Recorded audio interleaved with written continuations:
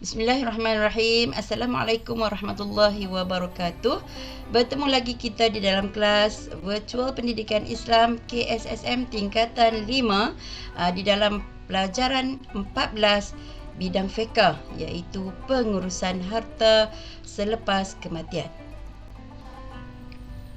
Baik.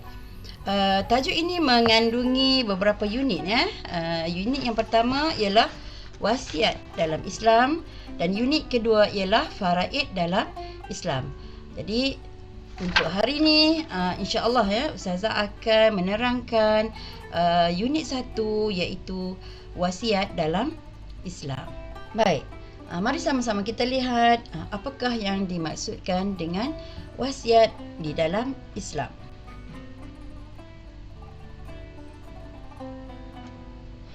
Okey. Maksud wasiat ialah ikrar yang dibuat oleh seseorang semasa hidup. Ya, ikrar. Ikrar ni apa? Perjanjian. Iaitu yang secara bertulis ataupun secara lisan. Kalau lisan pun dia kena ada saksi lah. Yang dibuat oleh seseorang semasa dia hidup. Maksudnya semasa dia masih hidup. Ya, dia membuat wasiat. Ya. Untuk apa tujuan wasiat ni? Untuk mengagihkan hartanya, harta pewasiat tadi selepas kematiannya. Maksudnya selepas dia mati barulah wasiat ini ditunaikan menurut hukum syarak. Itu maksud wasiat. Seterusnya kita lihat apakah hukum wasiat. Okey. Hukum wasiat adalah sunat. Ya, sunat membuat wasiat sebelum seseorang itu meninggal dunia.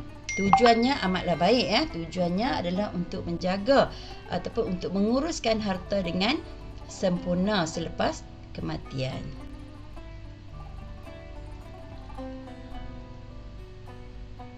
Baik.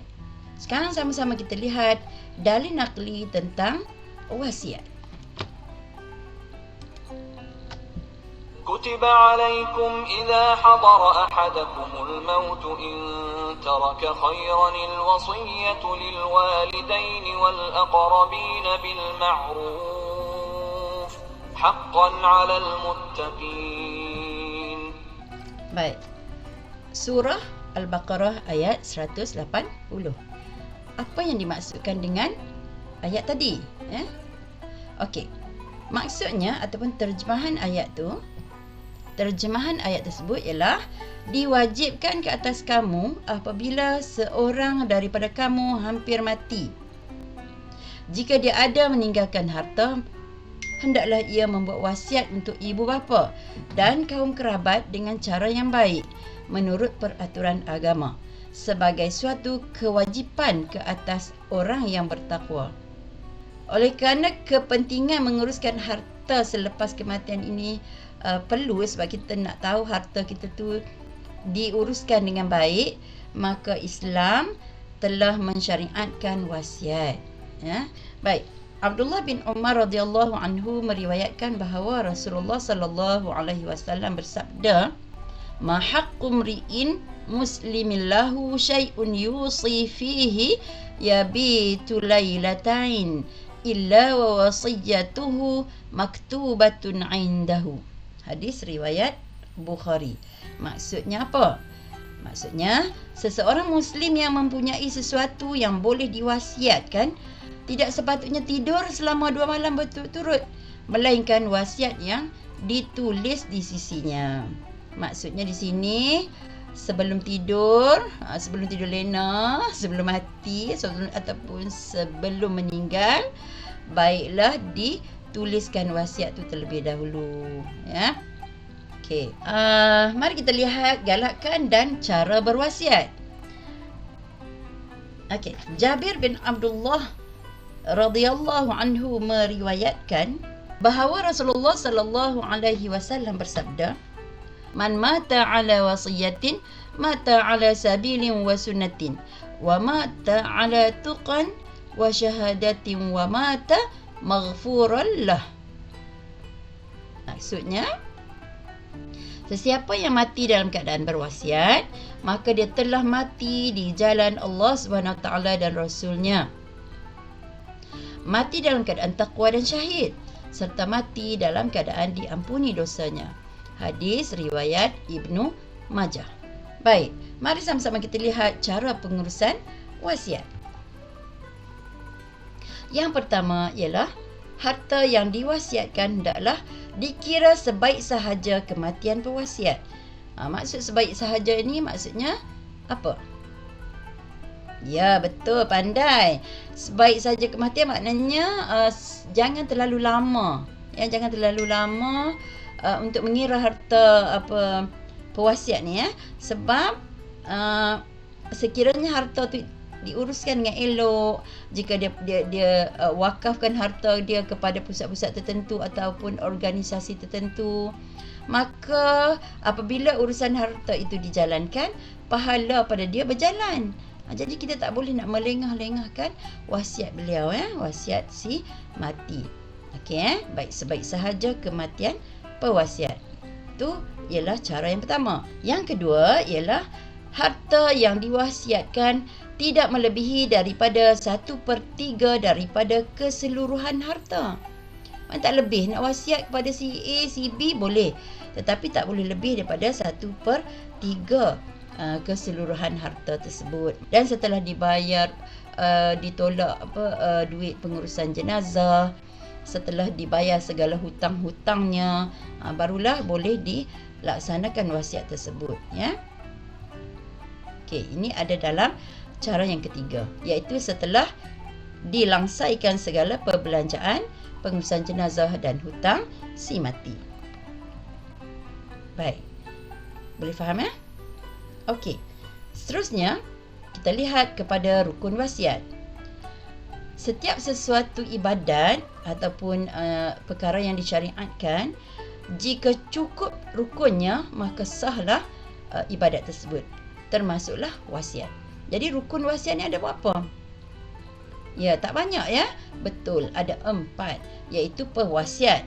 Bila ada pewasiat, mesti ada apa? Mestilah ada orang yang menerima wasiat ataupun disebut sebagai penerima wasiat. Okey, yang ketiga ialah harta yang nak diwasiatkan. Kalau tak ada harta, apa yang nak wasiatnya? Betul tak? Jadi 3 rukun dah pun kita sebut, dan akhir sekali ialah sirah ataupun lafaz dalam wasiat tersebut. Okey, baik. Sirah di sini terbahagi kepada 2 ya, iaitu ijab dan juga qabul ya. Contoh ijab tu apa dia? Contoh ijab, kamu boleh tengok di ruangan spektrum ilmu contoh lafaz wasiat ni. Lafaz kata Ali, aku berwasiat rumahku kepada Zaim selepas aku mati. Ini wasiat yang jelas, ijab yang secara jelas. Ijab ni orang yang mula sebutlah. Okey, dan lafaz secara kiasan juga boleh dilakukan. Contohnya kata Ali, hartaku ini untuk Zahid, beserta niat wasiatlah dalam diri dia ya. Jadi kedua-dua lafaz sama ada kiasan ataupun secara jelas boleh dilakukan ya. Qabul macam mana? Qabul, orang yang menerima wasiat itu akan menyebut saya setuju selepas wasiat dibacakan kepadanya. Biasanya wasiat dibacakan oleh lawyer kerana nak buat wasiat biasanya kita akan ambil lawyer secara bertulis. Kalau tak pakai lawyer pun kita ada black and white ya, tulis kat mana-mana, simpan orang yang mendengar tu dan dikeluarkan pada waktu dan ketika yang tepat ya. Okey, baik, seterusnya kita lihat kepada syarat sah wasiat ya. Jadi setiap rukun tadi dia ada syarat sah dia sendiri. Yang pertama, pewasiat. So apa syarat dia? Syaratnya ialah pewasiat tadi, maksudnya yang memberi wasiat, yang membuat wasiat tadi mestilah seorang yang berakal. Ya, tidak sah wasiat bagi orang gila. Maknanya orang gila kalau dia kata dia nak buat wasiat, tak boleh ambil kira ya, tak pakai wasiat tersebut. Yang kedua, pewasiat tadi sudah pembaligh, ya, tidak sah wasiat bagi kanak-kanak. Yang ketiga, pewasiat tadi sukarela membuat wasiat. Tidak sah wasiat bagi orang yang dipaksa. Kena paksa tak boleh. ya. Mesti daripada hati dia sendiri, ya. Yang keempat, merdeka. Tidak sah bagi hamba. Maksudnya yang memberi wasiat tadi bukan seorang hamba.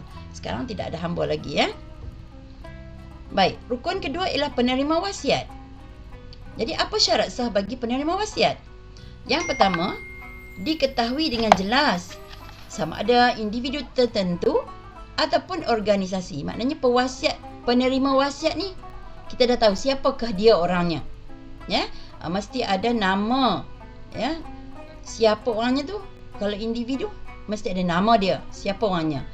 Jika organisasi, kena tahu, kena sebut dengan jelas organisasi apa. Rumah Anak Yatim Bestari ke, Rumah Anak Yatim Darussalam. Pasti Darussalam. Kita kena sebut organisasi tersebut. Tidak sah wasiat yang umum, ya. Tidak sah wasiat yang umum tu maksudnya apa?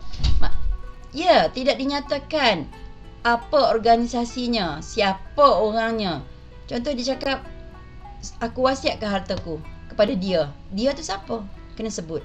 Aku wasiatkan kepada hartaku kepada rumah anak yatim. Rumah anak yatim yang mana? Kena sebut, ya. Okey. Kemudian penerima wasiat ni masih hidup, ya. Tidak sah wasiat kepada orang yang telah mati. Yang ketiga, mempunyai kelayakan untuk memiliki dan menguruskan harta. Tidak sah wasiat kepada janin dalam kandungan yang belum dilahirkan. Sebab janin tidak mempunyai keupayaan untuk menguruskan harta. Baik, yang ketiga, rukun ketiga ialah harta yang diwasiatkan. Jadi syarat kepada harta tersebut ialah mestilah harta yang bernilai. Bernilai ni yang apabila kita jual dia ada pulangan dia. Itu adalah bernilai, ya. Kemudian syarat yang lain ialah harta yang boleh berpindah milik. Contoh tanah, rumah, kereta. Itu yang biasanya yang mempunyai geran lah, ya. Yang ketiga ialah harta yang harus dan bukan sesuatu yang haram. Harta yang harus dan bukan sesuatu yang haram, ya. Bukan benda yang haram lah, bukan harta yang haram. Ataupun wang curi ke, ya. Ataupun pusat-pusat hiburan. Yang keempat ialah rukun sirah ataupun lafaz tadi. Lafaz wasiat boleh digunakan sama ada jelas ataupun kiasan, ya, seperti yang saya sebut tadilah. Contoh lafaz yang jelas ialah Ali berkata, aku berwasiat rumahku kepada Zaim selepas aku mati. Jelas, jelas dan boleh faham. Kalau lafaz secara kiasan, kata Ali, hartaku ini untuk Zahid berserta niat wasiat. Jadi harta tu harta yang apa? Yang mana satu? Rumah ke, kereta ke, apa ke, kan? Jadi itu dikira sebagai lafaz kiasan. Tak begitu jelas, ya, wasiatnya. Yang kedua, penerimaan wasiat berlaku selepas kematian pewasiat. Maksudnya apa? Maksudnya lafaz qabul itu, kan, lafaz qabul tu berlaku selepas kematian pewasiat. Dia tak boleh masa hidup tu pewasiat tu buat wasiat, aku wasiatkan rumah ni kepada kamu selepas aku mati. Tiba-tiba kita jawab aku terima. Tak boleh. Dia nak jawab aku terima tu bila? Maknanya penerimaan tu selepas kematian pewasiat. Bila lawyer sebut dan baca wasiat tersebut, barulah disebut aku terima, ya. Baik, seterusnya kita lihat pembahagian harta wasiat, ya. Okey. Majoriti ulama berpendapat bagi orang yang meninggalkan anggota waris, kadarnya tidak lebih daripada 1/3 harta. Maksudnya dia ada waris dan dia nak wasiat. So wasiat dia ni tak boleh lebih daripada 1/3 harta. Berdasarkan apa? Berdasarkan hadis ni. Sa'ad bin Abi Waqqas radhiyallahu anhu meriwayatkan bahawa aku telah berkata kepada Rasulullah sallallahu alaihi wasallam, ya Rasulullah, ana dzu malin wa la yarithuni illa ibnatul li wahidatun, afa atasaddaqu bi thulutsai mali? Qala la. Qultu afa atasaddaqu bi syatrihi? Qala la. Qultu afa atasaddaqu bi thuluthihi? Qala as-thuluth. As-thuluthu kathir. Bermaksud, wahai Rasulullah, aku mempunyai harta dan aku tidak mempunyai waris kecuali seorang anak perempuan. Bolehkah aku mewasiatkan 2/3 hartaku? Rasulullah SAW menjawab, tidak boleh.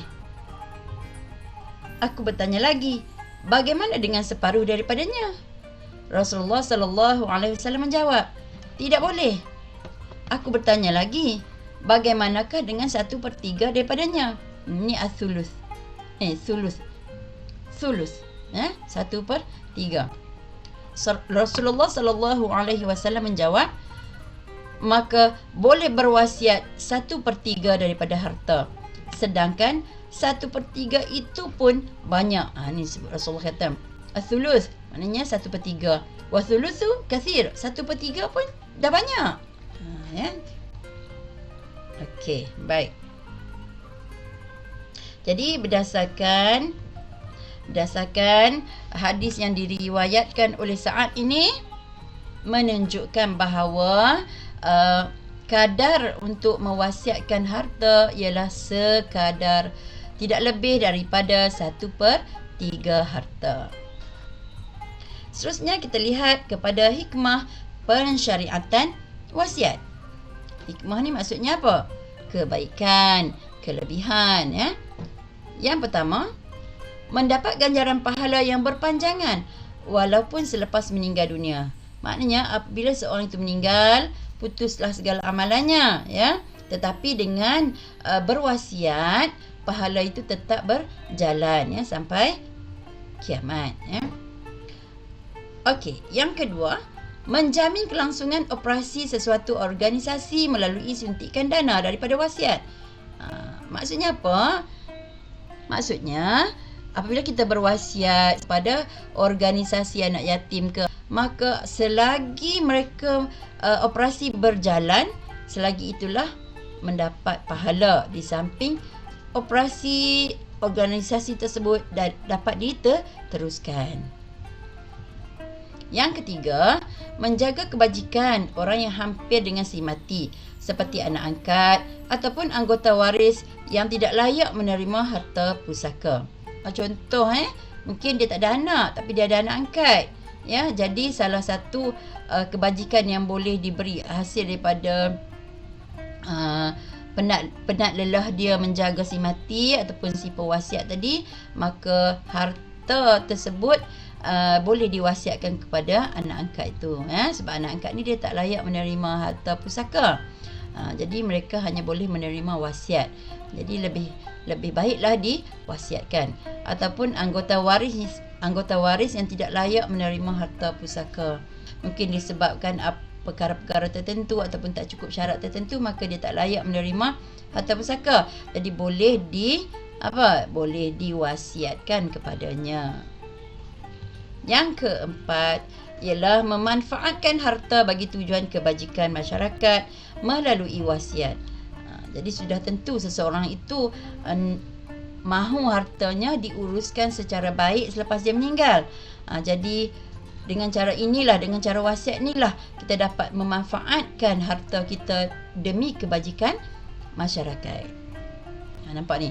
Uruslah harta pusaka sebelum meninggal dunia, ya. Jadi Ustazah rasa setakat itu dulu perbincangan untuk unit 1, iaitu mengenai wasiat dalam Islam. InsyaAllah di lain masa kita akan sambung kepada unit 2, iaitu faraid dalam Islam. Sekian dulu daripada Ustazah. Wabillahi taufiq wa hidayah. Wassalamualaikum warahmatullahi wabarakatuh. Selamat belajar semua. Terima kasih.